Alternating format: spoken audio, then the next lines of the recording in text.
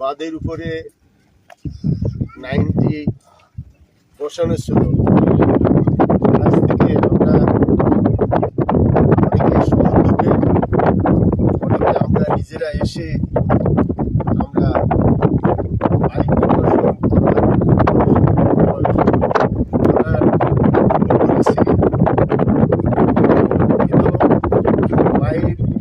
আমাদের এই বাঁধকে ক্ষতিগ্রস্ত করবে, এই জন্য আমরা করবো না।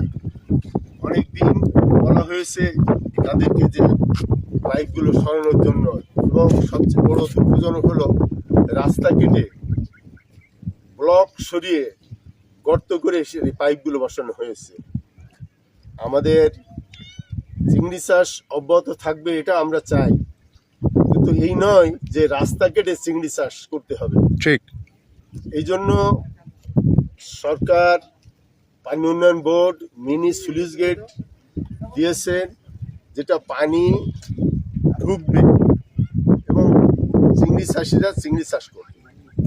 তো আমরা আশা করব এই অবৈধ পাইপ যেন আর বসানো না হয়, এবং এই